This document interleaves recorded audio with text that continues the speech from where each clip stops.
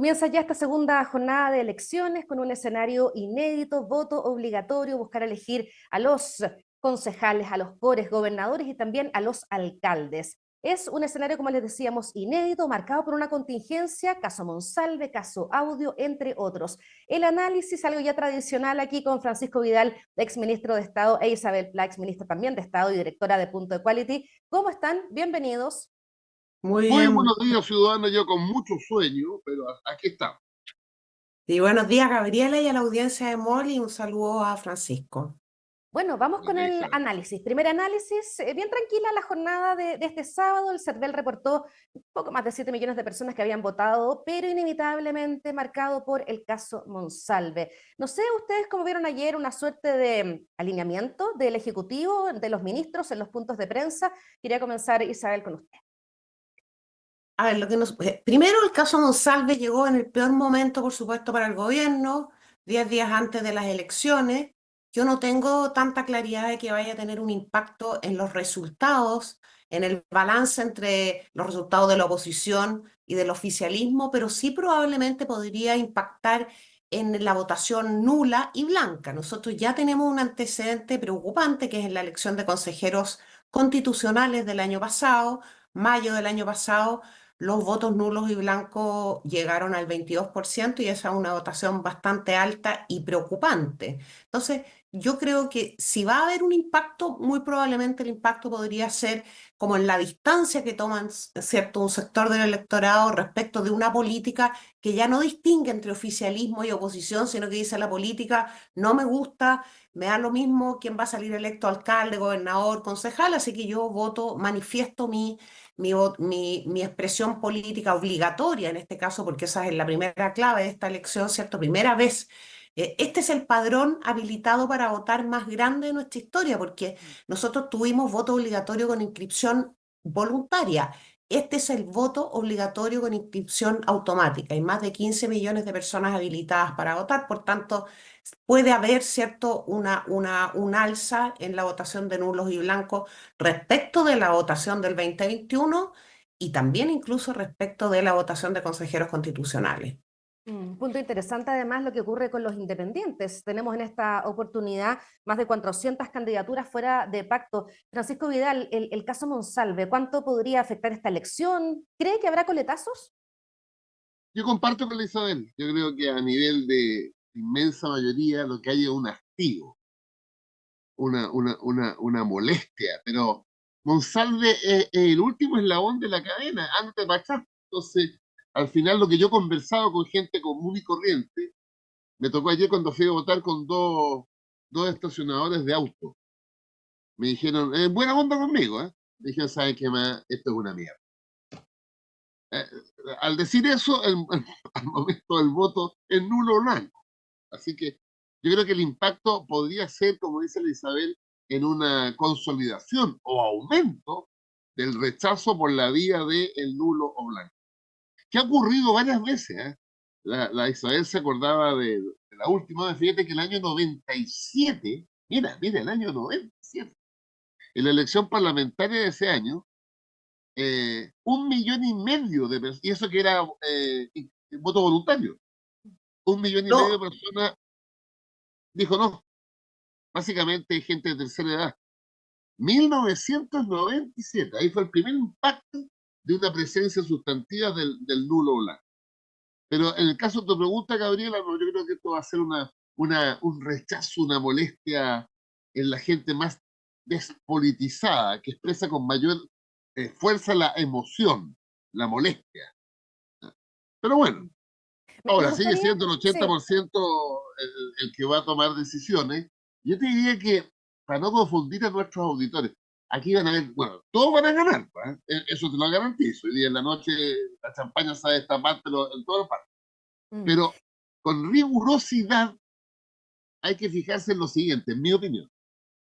Primero, la derecha tiene que volver a ser una fuerza importante, porque en la última elección, ciudadano, es donde a la derecha le fue peor desde 1992, que es la primera elección de alcalde. La derecha eligió 87 alcaldes con el 26% de los votos. Viste que la derecha siempre, yo fui subdere, ¿eh? Eso me acuerdo, siempre tenía 140, 150, 160 alcaldes, 87, así que ahí, y segundo las gobernaciones. No corresponde a la realidad política del país que la derecha tenga una sola gobernación. Así que ese como el primer cambio va a ser un cierto equilibrio entre las fuerzas de izquierda, centro izquierda y derecha y centro derecha.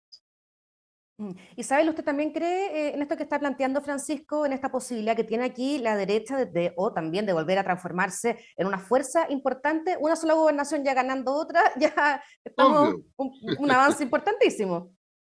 Ya mira, yo creo que esta noche lo que tenemos que mirar, después van a venir todos los análisis de la votación de los concejales. Por de pronto la elección de gobernadores no se va a cerrar hoy día, hay segunda vuelta, yo creo que en más de la mitad de las regiones va a haber segunda vuelta, así que eso lo vamos a tener en un mes más. Pero yo creo que hay tres cosas súper importantes, yo comparto con Pancho el análisis global. Primero, la brecha de resultados entre el oficialismo y la oposición. ¿Cómo quedan? Yo creo que van a quedar más balanceados de lo que incluso la derecha cree, porque una cosa son las encuestas, ¿cierto? En donde el gobierno siempre tiene en torno al 30-32% de aprobación y más del 60% de rechazo, y otra cosa es una elección de esta naturaleza que tiene un componente bien importante local. O sea, mucha gente que es de oposición, pero le gusta su alcalde, va a repetir su alcalde. Así Segunda es. clave para mirar esta noche, la población global que van a gobernar los alcaldes oficialistas versus los alcaldes de oposición. Eso es muy, muy importante. Y ahí es, por supuesto, clave las comunas emblemáticas. Son emblemáticas por su tamaño, Gabriela. Por eso son emblemáticas. Ahí partimos por Santiago, que tiene además otro componente, que es un componente que ya lo hemos convertido en histórico. Viene en la región metropolitana Santiago, Puente Alto, La Florida, Las Condes, Ñuñoa, por su nexo con el Frente Amplio, y después en regiones Viña del Mar, que es la comuna con más votos, con más electores de todas las regiones, Valparaíso, Antofagasta y Concepción. Y hay un tercer componente, que en eso también vamos a estar bien entretenidos, por lo menos desde esta noche, que es cómo queda la correlación de fuerzas al interior del oficialismo y de la oposición. Y ahí vamos a tener, ¿cierto?, una conversación muy interesante respecto de cómo queda, por ejemplo, en el oficialismo el Partido Socialista, que probablemente va a ser el partido que va a consolidar, ¿cierto? Es el partido más grande. Y yo incluso sumo a veces PS-PPD, como que tengo esa deformación de que el PS, me cuesta mucho separar el PPD del PS, porque son un eje de centro izquierda, socialdemócrata, por lo tanto uno tiende como a juntarlos versus la izquierda más a la izquierda, más radical, que es el Frente Amplio y el Partido Comunista. Y al interior de la derecha tenemos lo nuestro. Esta es la elección con más competencia en el sector en nuestra historia. Fíjate tú que tenemos 4 listas. Tenemos en la de concejales y en la de alcaldes también tenemos Chile Vamos, y que en Chile Vamos tenemos, espérate, en las elecciones de concejales tenemos UDI, Evópoli una lista, Renovación Nacional otra lista, Republicanos y Social Cristianos. Así que ahí vamos a tener también un tema en sí mismo, porque esta ha sido una elección en donde yo creo que se ha jugado mucho en la cancha de ganar la hegemonía en el sector, es decir, de cuál va a ser el partido político pivote de la oposición, cuál es el partido que manda en la oposición. Así que ahí vamos a tener una discusión interesante. Y después vienen todos los otros temas, los posibles nuevos candidatos presidenciales, ¿cierto? Y otros temas que me imagino que vamos a conversar en este ratito. Claro, uno después empieza a mirar lo que pasa en 2025 con la elección parlamentaria y también presidencial. Comencemos con oficialismo Francisco Vidal. Le pregunto, Claudio Rego, Iracy Hasler, Tomás Bodanovich, ¿pueden ser las esperanzas del oficialismo? Yo siempre he dicho, Gabriela y Isabel, que hoy día en la noche, si Orrego gana en primera vuelta, y por la naturaleza de una elección con voto obligatorio, si significa 1,5 millones o 2 millones de votos, porque se va a costar Orrego, amanece de candidato a presidencia. Lo mismo ocurre en menor medida con Bodanovich, que nadie discute que va a ganar, el problema es por cuánto va a ganar. Ahora, claro, Tomás sostiene sistemáticamente que no, que no, que no, que no, pero la vida está llena de situaciones donde esas convicciones personales se transmutan en términos colectivos. Así yo te podría decir que en el caso de mi lado, podrían haber dos candidatos presidenciales. Y ojo, yo tengo, no de ahora, una sospecha en buena onda, ¿no? De A ver. que si la Marcela Cubillo saca sobre el 70% en las Condes, también entra a la carrera presidencial de la derecha. Eso es lo presidencial. Ahora, tiene toda la razón la Isabel. Lo más relevante es la proyección de hoy día en la noche con respecto al 2025. No solo en la presidencial, mira, yo estoy convencido, además he conversado con medio mundo, ¿no? Y he visto, por ejemplo, que en la derecha la sorpresa van a ser los republicanos, sorpresa relativa, ¿eh? Porque los republicanos se dieron una fiesta en el Consejo Constitucional, ¿no?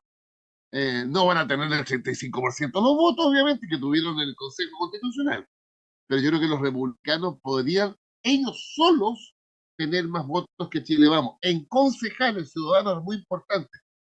Las peras con las peras es en la elección de concejales. Todas las demás elecciones están como entrelazadas, pero la elección de concejales es la prueba de cada partido. Y ahora, tiene razón la Isabel, entonces ahí Chile Vamos va a tener a su derecha los republicanos. Yo creo que el Partido de la Gente y Social Cristiano van a hacer una cosa más testimonial en la lista de concejales. Y en el caso nuestro, vamos a ver quién es más fuerte. O el Frente Amplio, ojo, el Frente Amplio es un solo partido hoy día, ¿estamos? O el socialismo democrático, entendiendo por que vamos a la elección separado, porque vamos socialistas, PPD y demócrata cristiano en una lista concejal. Y los radicales van solitos y los liberales se juntan con los regionalistas. Pero al final de la noche, quizás en la madrugada, tú vas a tener cómo es la fuerza hegemónica en el oficialismo y la fuerza hegemónica en la oposición. Igual hay una premisa que en general tras el conteo de votos en todos los sectores siempre se proclaman ganadores, porque yo tuve más concejales, claro, es una cosa bien, bien clásica. Me gustaría, Isabel, darle una mirada justamente a lo que está pasando en la oposición con republicanos. Hay varios análisis que dicen que republicanos podría hoy día dar la sorpresa. ¿Usted comparte esa idea? Es que yo creo que no es una sorpresa, Gabriela, porque Republicano ya se posicionó, ¿cierto?, como el partido electoralmente más potente por ahora en la elección del Consejo Constitucional. Entonces, Exacto. no sería una sorpresa, sería la reafirmación, ¿cierto?, que Republicanos ha logrado primero algo que es sumamente difícil en política, que es consolidar una marca. Fíjate tú, si usted, Pancho, yo creo que tú que te fijas mucho en la calle, te habrás dado cuenta que son los únicos candidatos que ponen la estrella y dice republicanos. Exacto. La gente, fíjate, los electores te dicen, no, yo voy a buscar la lista. Eso nos pasó a nosotros durante muchos años. Yo voto UDI, yo voto UDI. Entonces, cuando yo fui candidata a concejal por Peñalolén, yo era la única candidata de la comuna que ponía UDI popular porque yo apuntaba al voto de la marca. Entonces, ha logrado esa marca. Y en segundo lugar, tiene mucho que ganar, porque en la elección del 2021, porque como dice Pancho, aquí hay que comparar peras con peras, manzana con manzana, siempre va a haber una comparación respecto de esa igual elección anterior. Tiene mucho que ganar Republicanos, sacó un 1,3% en la elección de alcaldes, nada, tiene 0 alcaldes y tiene 12 concejales en todo el país con una votación, no sé, cercana a menos del 10%. Por lo tanto, es muy probable que sea el partido político en el sector, en la derecha, el partido con más votos en concejales, incluso peleando tal vez con el Partido Socialista o con el Frente Amplio para ser el primer partido, el partido con más votos a nivel nacional. Y eso Yo creo que pensando en la ahí fíjate que presidencial. perdona Gabriela, Sí. otra cosa es que mañana, porque la votación de concejales está como a las 4 de la mañana, pero cuando tú ordenes los partidos, yo creo que la disputa por el primer lugar en tanto partidos, no bloques, va a estar entre republicanos y el Frente Amplio. Sí, hay varias encuestas que están, pero el Partido Socialista no se queda atrás, es un partido grande, poderoso, pero el hecho de que, claro, el hecho de que primero el presidente de la República sea del Frente Amplio es un factor muy relevante, Sí. muy importante, no solo por el despliegue, la capacidad de despliegue que tiene el gobierno durante la campaña, sino también, es cierto, porque tiene una cosa como simbólica. Así que ahora, el tamaño de los partidos en la elección de concejales, Gabriela, y no sé cómo lo ves tú, Pancho, no determina la segunda vuelta presidencial del año que viene.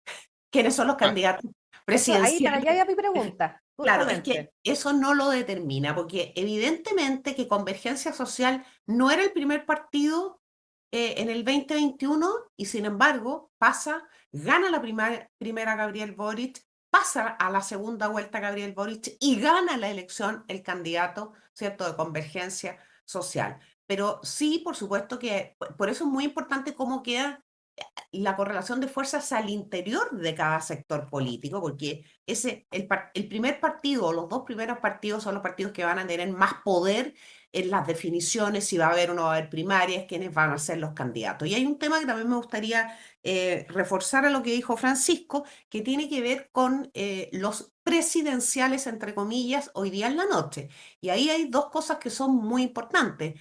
Lo que ya mencionó Francisco Vidal. La derecha no tiene candidatos presidenciales corriendo hoy día, pero la izquierda sí tiene candidatos sí, presidenciales, claro. eventuales. Orrego, que Mm. efectivamente si hoy día es electo en primera vuelta, e incluso aún cuando no sea electo en primera vuelta, pero obtenga una votación muy importante hoy día, queda parado como candidato presidencial en un sector que no ha logrado tener una candidatura, ¿cierto?, que figure en las encuestas de manera competitiva. Tenía Y una que se anduvo cayendo, la ministra de Toa.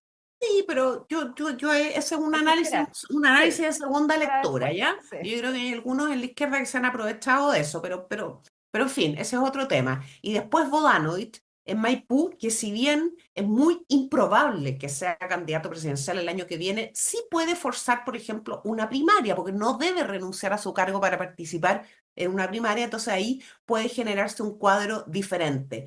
Y si bien hay presidenciales que no están compitiendo, hay que ver tres comunas que yo creo que son bien interesantes. ¿Cómo va a andar Jaime Belolio en Providencia? Jaime yo creo que va a ganar la alcaldía de Providencia, pero es muy interesante saber cómo la El va a ganar. porcentaje. Exactamente.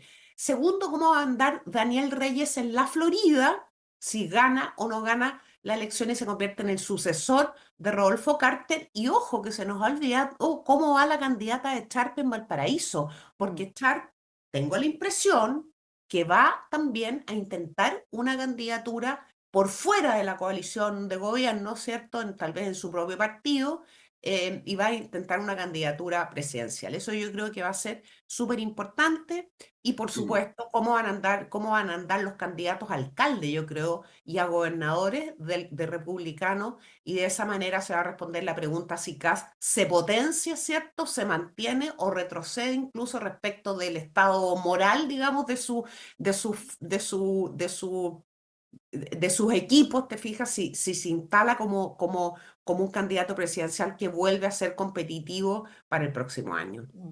Ahora, en las segundas vueltas, Gabriela, mira, hoy día en la noche, yo creo que van a pasar a segunda vuelta. Yo soy más pesimista o optimista, depende de cómo se mire. A ver, Yo creo que vamos a tener 14 o 15 segundas vueltas. Yo dejo pendiente solamente la metropolitana. Ah, tú crees, tú ves harto, Sí, ¿ah? sí. Mira, yo he tenido la experiencia, en TVN hicimos 32 foros, 16 de gobernadores regionales y 16 de las comunas cabeceras de región, y yo me di la tarea militante de ir a recibir a todos los candidatos todas las noches, durante 16 horas. Entonces empecé, obviamente, a saludar, a conversar, y me di cuenta de que no hay así como triunfo, como podría ser el de Orrego. Pero además hay dos situaciones, estimados auditores, que son increíbles. Sería la primera vez. Podrían haber dos segundas vueltas, no entre gobierno y oposición, Mm, sino que al interior de cada alianza, en Antofagasta, en una de esas la segunda vuelta es entre los dos candidatos oficialistas, el actual gobernador y la Marcela Hernando, la que fue sí. ministra de Radical. Y en Biobío podrían pasar a segunda vuelta de gobernadores un Chile Vamos y un republicano. Mira, eso sería inédito.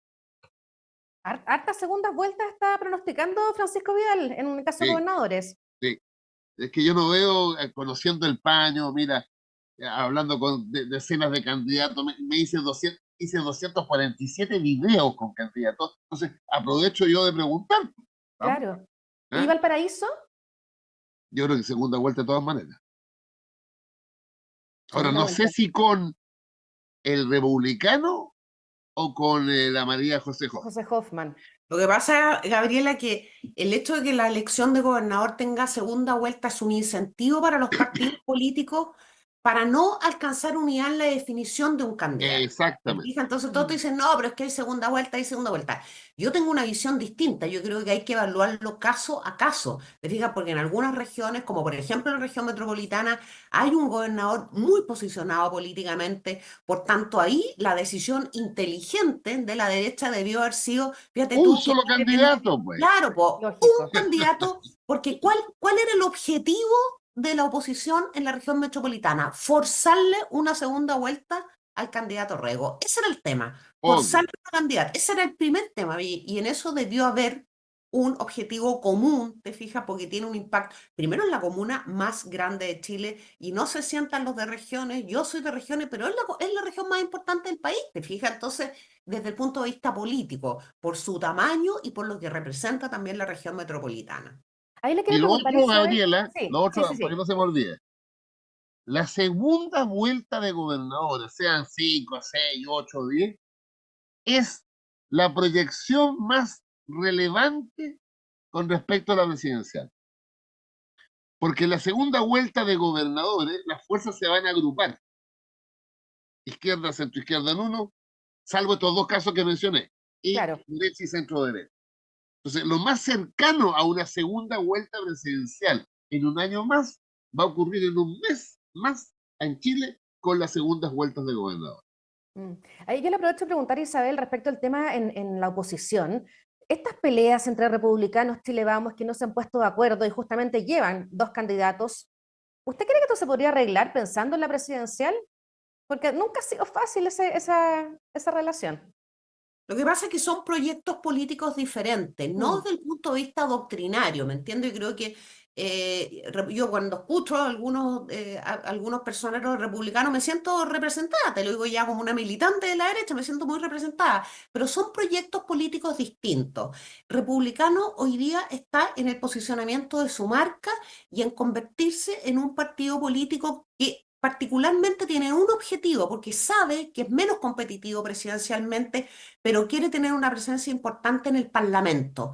Por lo tanto, está jugando a su marca y al contraste que hace con la derecha tradicional. Ahí están, ¿cierto? Bueno, es el mismo cuadro, es lo que hace Vox con el Partido Popular en España. Tú que viviste en Argentina, Gabriela, sabes muy bien, es lo que hizo la Libertad Avanza, Milei, Exactamente. con Juntos por el Cambio, que ya ni siquiera existe, o sea, lo Mm. pulverizó y ahí se quedó el PRO y los radicales de manera diferente. ¿Te fijas? Entonces, son proyectos políticos desde el punto de vista electoral distintos. Chile Vamos, y por Chile Vamos entendemos a la UDI, a Renovación Nacional y a Evópoli, que entre paréntesis, después de esta elección va a empezar un debate probablemente de si se fusionan en un solo partido o no, ¿ah? Mirando posibles cambios del sistema electoral. Esos son partidos, Chile Vamos, que lo que buscan es derrotar a la izquierda en la próxima elección presidencial y tener una alternancia en el poder. Y por eso tienen más incentivos para ponerse de acuerdo, ¿te fijas? En materia de unidad. O sea, y trabajan, ahora en el Congreso, todas las derechas trabajan de manera bastante unida. Pues te voy a poner un solo ejemplo, y yo no sé si Pancho lo ve de esa manera. Y así, digamos, este es un ejemplo que lo que comprueba es la diferencia que quiere hacer republicano y social cristiano respecto de la derecha tradicional, que a mi juicio es un error, ¿te fijas? Porque lo que hace finalmente es debilitar a la oposición.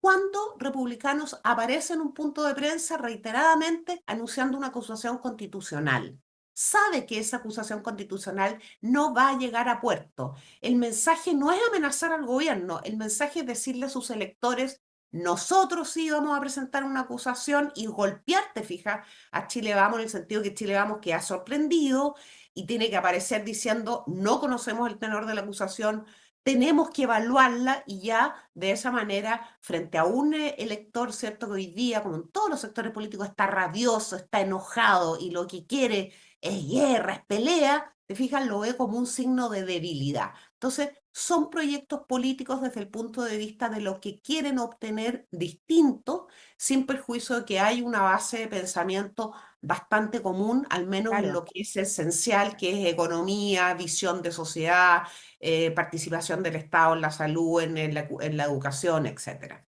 Mm. Me gustaría dar una mirada al tema de los alcaldes, porque hay varias comunas súper interesantes, Santiago, Ñuñoa, bueno, Concepción, Viña del Mar. Ahí, Francisco, ¿qué proyecciones tiene respecto a los eventuales resultados?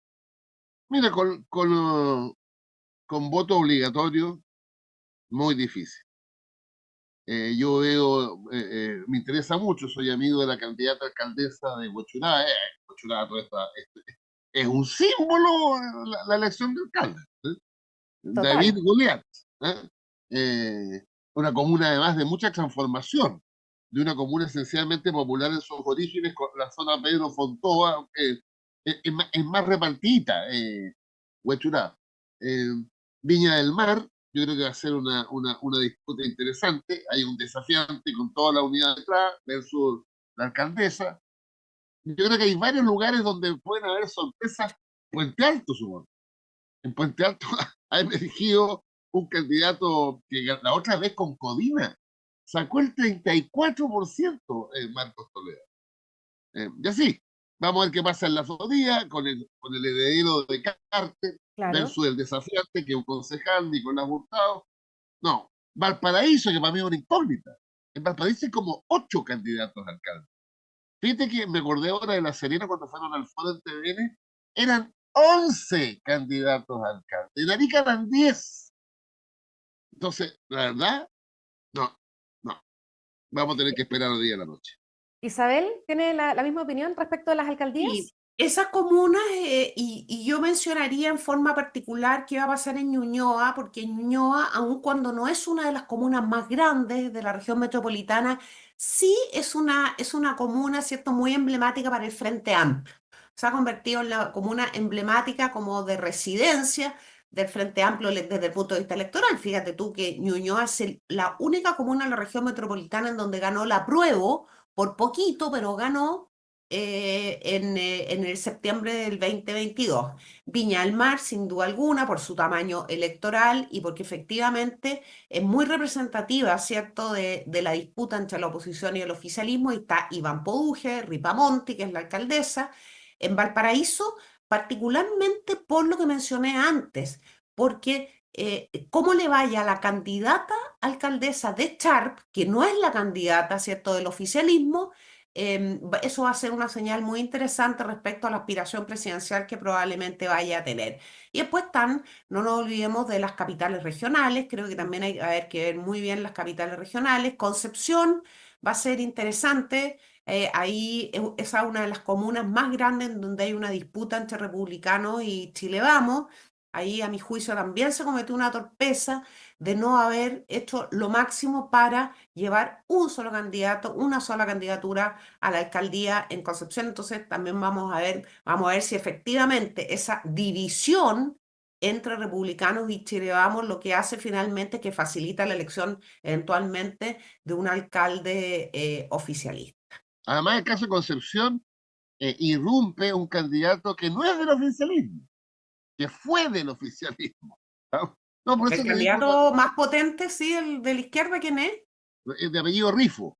En Ah, ya. Ah, Concepción, claro, sí, claro, claro, ¿Eh? claro. Camilo Rifo, Exactamente. Entonces, Camilo Rifo. mira, yo creo que a nuestros auditores es fijarse en lo sustantivo, en lo esencial, que lo hemos concordado con Isabel. ¿Cómo quedan las disputas de hegemonía al interior de los grandes bloques? Uno.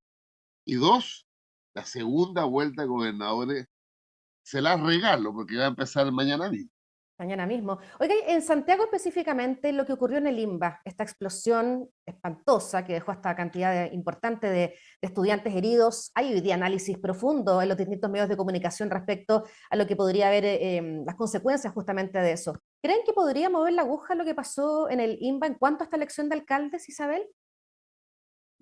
A ver, yo primero permítanme, ya que estamos conversando sobre el tema, eh, señalar, ¿cierto? en síntesis lo que se ha estado discutiendo hoy día y es, primero, una tragedia que es el resultado, ¿cierto?, de años de normalizar la violencia en los liceos emblemáticos, de años de un sector, particularmente los padres y apoderados, y también un sector de la izquierda, de avalar esa forma de manifestarse, que no es una manifestación social, sino una manifestación de violencia. Quiero recordar acá que el 2018 irrumpieron los overoles blancos, que se discutió entonces en el Congreso la ley de aula segura y que tuvo una disputa muy política, costó mucho sacar esa ley. Segundo, yo creo que efectivamente puede haber un impacto en la elección a la alcaldía, no lo tengo claro, pero evidentemente que el destino del INBA, del Instituto Nacional Barros Arana, que es además el colegio de mi suegro, es un colegio en mi familia muy querido, donde se educó mi suegro, que en paz descanse, tendría más de 100 años hoy día, y se educaron muchas personas, ¿cierto?, en un colegio precioso, maravilloso, que tenía el mismo sentido del Instituto Nacional, transversalizar, ¿cierto?, la sociedad transversal ahí. Los hijos de los empresarios, los hijos de los militares, los hijos de los profesores, los hijos de los obreros, conviviendo, formándose ahí. Puede haber, ¿cierto?, el destino del INBA y esta tragedia que está afectando a tantas familias, y eso nos tiene que doler, puede tener un impacto en la conducción que ha tenido la alcaldesa de Santiago en la administración de los liceos emblemáticos y particularmente en su posición frente a la violencia en los colegios y la forma de manifestarse de los jóvenes. Francisco, ¿comparte esa postura? ¿Podría haber aquí algún cambio en la elección de Santiago? Muy marginal. Lo que pasa que además, a ver, en el caso de Irací, pues tú sabes que ha aplicado el aula segura más que cualquier otra alcaldesa, porque la realidad se impone. Las expulsiones se imponen, o sea, la realidad es más que el sueño, el romanticismo. Ahora, lo que me queda claro a mí es que nunca debimos haber aceptado que 30 o 40 cabros con uniformes blancos interrumpieran el año escolar, Mm. salieran a la calle. No, no, mira, está fuera de mi cabeza. Yo nunca, por ejemplo, he pensado cómo es posible que 40 cabros del Instituto Nacional salgan, paran el tráfico de la Alameda, el lado sur de la Alameda, donde transitan a esa hora 1,5 millones, 2 millones de chilenos. No lo puedo entender. No, no, no, no, no, no, no. Igual que la aplicación de la Alameda con Cami. Ahora, yo creo que lamentablemente tuvo que ocurrir esta tragedia para que al final todos se pongan las pilas o sea, a ver, no es tolerable que en un colegio, en un baño, haya arsenal de elementos inflamables. No No, nomás. O impresionante, sea, sí. no nomás. Y si los padres apoderados del sector me dicen que no hay que criminalizar, bueno, Es yo me un hecho junto con ellos aislado, y les digo dijo que también están la rectora. Pero profundamente mira, equivocados. yo te lo digo sinceramente, Gabriela, yo creo que aquí todos hemos viajado mucho. Yo he tenido la posibilidad de recorrer el mundo. Esto no lo he visto en ningún lugar del mundo, ni de América Latina, que uno podría decir que este es un continente maravilloso, pero tendiente siempre a la violencia en este tipo de cosas, ni en América, ni desde luego, ¿cierto?, en Canadá, Estados Unidos, ni en México. No existe una situación como la que hemos visto en los colegios, en los liceos emblemáticos, por lo menos desde el 2008-2009 en adelante.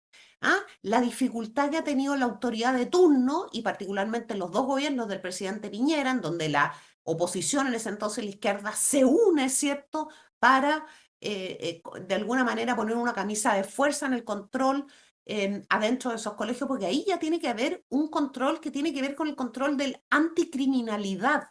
¿Ah? Y no hay que tener miedo, eso no es criminalizar la protesta social, porque esa no puede ser aceptada como una protesta social, y en eso estamos de acuerdo con Francisco Vidal. Yo creo que Pancho ha estado en esa siempre.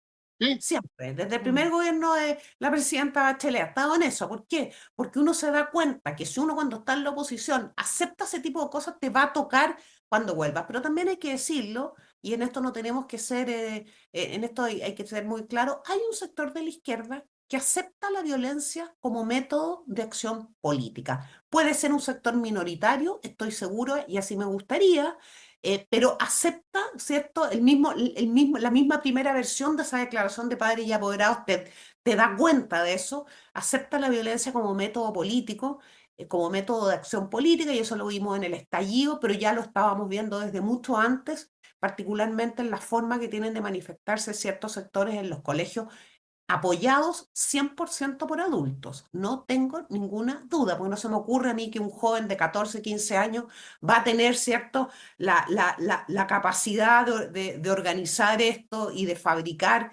masivamente bombas Molotov, y además el método de amedrentamiento al rector, a los profesores, a sus compañeros. Eso es algo muy sofisticado que requiere también el apoyo de adultos. Bueno, fue justamente el caso de Limba uno de los que marcó la semana previa a esta jornada de elecciones, y lo otro es lo que conversamos al inicio, el caso Monsalve. Quería saber, a juicio de ustedes, cuán profunda es hoy día la crisis en el gobierno, en el comité político, a raíz del caso Monsalve. ¿Cuál es la dimensión? Mira, yo creo que aquí la lección a aprender, que es de manual, ¿ah? Es que un caso de esta naturaleza no tiene que estar en la moneda. Mira, perdóname la autorreferencia. Yo fui 4 años vocero, 4 años, más o menos, 2 con Lago y 1 y medio con Bachelet. La instrucción del presidente Lago y la presidenta Bachelet al vocero era no comentar, no interpretar, no opinar sobre las denuncias, procedimientos y fallos judiciales. Eso es lo correcto. Mira, yo tengo buena memoria todavía. No se me ha olvidado nunca el caso Spiniak, Pía Guzmán, Jovino Novoa. Me habrán preguntado los colegas tuyos, Gabriela, unas 800 veces. La respuesta era: el gobierno no comenta procesos judiciales. Punto. Entonces, lo del presidente Boric fue un error, Ya, sin duda. según sus palabras. No, sin duda. Y no, además que está en mi gobierno, yo les he dicho, dejen de hablar, hombre. ¿Qué es esto de que haya una especie como de seminario sobre el caso González en La Moneda? Ay, tiene una forma tan graciosa. Isabel. A ver, no, yo mira, yo he estado estudiando harto el caso por distintas razones, ¿cierto? Entre otras cosas porque me dedico a eso, pero yo creo que hay dos grandes impactos más allá de las elecciones, mucho más allá de las elecciones. El primero es inmediato, es coyuntural, y lo que nosotros hemos visto es una disputa al interior del oficialismo, particularmente entre el PS-PPD y el Frente Amplio, ¿cierto? El Partido Comunista lo hemos visto un poquito más distante de esto, ha tomado distancia. Vemos entonces ahí una disputa de poder, y en esa disputa de poder, ¿cómo se expresa? ¿Quién tuvo más o menos responsabilidad de haber ¿cierto?, no tomado una decisión de expulsar inmediatamente a este señor del gobierno? ¿Quién tuvo la responsabilidad del pésimo manejo? ¿Quién es el responsable de las versiones contradictorias? Etcétera, etcétera. Hemos visto una disputa que yo creo que en estas últimas horas se ha aplacado, pero está latente. Vimos ahí trascendidos entre la ministra de la Mujer, Orellana, y la Sí. ministra del Interior, Carolina Toá. Vemos ahí las voces de Paulina Dodanovich defendiendo a la ministra Toá, etc. Ese es el primer tema y es coyuntural. Además, a partir de mañana va a venir una arremetida muy fuerte, ¿cierto? Ya cuando las elecciones hayan terminado, en términos de que la oposición muy probablemente va a tomar este tema y va a tomar decisiones, porque considera a este caso, entre otros coletazos del tema la dignidad de la mujer, etcétera, considera que es una prueba de la debilidad que tiene el gobierno para manejar el tema de seguridad. Pero viene también un impacto que es más trascendente, y es un impacto más bien para el Frente Amplio, más que porque aquí lo que importa es cómo el gobierno manejó el tema, no que se haya producido el hecho, que es por supuesto gravísimo, pero cualquier gobierno puede enfrentar un escándalo. Lógico, O sea, sí. cualquier gobierno, la diferencia está no es si enfrentó o no enfrentó el escándalo, sino cómo lo maneja. Entonces aquí sí hay un impacto, yo creo, ya más trascendente, particularmente para el Frente Amplio. ¿Por qué? Porque el Frente Amplio se paró ya más que como referente político, como un referente moral de la sociedad, incluso respecto de la exconcertación. Te fijas, le decía, no, nosotros tenemos un estándar moral superior al que tuvo la concertación. ¿Ah? Eran, por decirlo de alguna manera, los purificadores de la política. Por lo tanto, ahí ya tiene un impacto muy fuerte en sus grandes banderas, ¿cierto? El combate a los privilegios, y lo que vemos acá es la utilización del poder de muy mala manera, eventualmente, no lo sabemos, incluso tal vez para encubrir este tema, o por lo menos para postergar que se supiera el conocimiento público de la denuncia que ya había hecho una funcionaria. Abuso de poder y desde luego, por supuesto, la agenda de género y el tratamiento que se le dio en los primeros días a un tema que es sumamente grave, el hecho de que, por ejemplo, la Subsecretaría del Interior no tuviera actualizado el protocolo como exige la ley Karin. O sea, el protocolo que hay en la Subsecretaría hoy día es el que dejamos nosotros en el 2019, que fue producto de un decreto que firmamos junto al presidente Sebastián Piñera, yo siendo ministra, el presidiendo el país, para actualizar un protocolo que había implementado la presidenta Bachelet en el año 2016. Nosotros dijimos, está muy bien este protocolo, vamos a profundizarlo. Entonces, ahí hay un impacto que es trascendente, que es más que de marca, de épica. Hay un flechazo fuerte, fuerte y duro a la épica con la que se paró el Frente Amplio en la cancha política. Les va a costar recuperarlo. ¿Cómo se retoma la agenda? Y con esto cerramos el panel. ¿Cómo se retoma la agenda desde mañana ya con los resultados de estas elecciones, entre otras cosas, o ya hay pocas probabilidades, Francisco? No, yo creo que tenemos que seguir en el tema, cerrar el tema previsional. Ya fíjate que la plata ya está para aumentar la PGU a 250.000, derivado de la ley aprobada, promulgada además el jueves de cumplimiento tributario. Yo creo que ahí tienes un tema, tienes el tema de la reforma en salud, los temas grandes, ¿estamos? El presupuesto, 93.000 millones de dólares, 93.000 millones de dólares el presupuesto 2025. Y bueno, y esto va a ser de enero. Acuérdense que además están todos los proyectos de seguridad en la fase 2.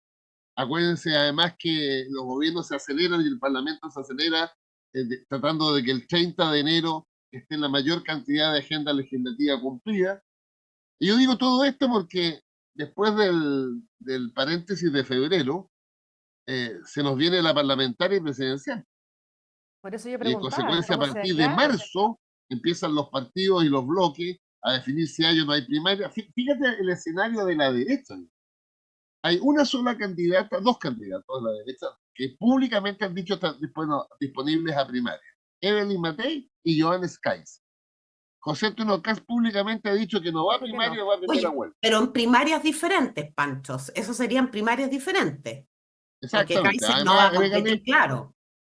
que la Jimena Rincón también decidió ir a primera vuelta. Entonces, en el caso nuestro no tenemos candidatos, está la duda de Bachelet, está la respuesta espontánea de los ciudadanos encuestados sobre Vallejo y Carola Toá, pero muy abajo en 1 o 2 puntos de respuesta espontánea positiva. Bachelet 9 o 10, pero Matei 10 puntos más arriba. Por eso es que es tan relevante lo que pasa el día en la noche con, comillas, las nuevas sillas Claro que aspiracionales sí. presidenciales. Como usted lo decía, va a estar súper interesante, muchas preguntas abiertas, estaremos siguiendo atentamente los resultados. Muchísimas gracias, Isabel Pla y Francisco Vidal, por habernos acompañado. No, Muchas muy gracias bien, a pues nos ustedes. vemos entonces en la segunda vuelta de gobernador. Ahí estaremos conversando. Gracias. Muy bien, Un ya, placer, chao. adiós. Chao, Y chao. ustedes Estén invitados bien. a seguir con nosotros aquí en emol.com.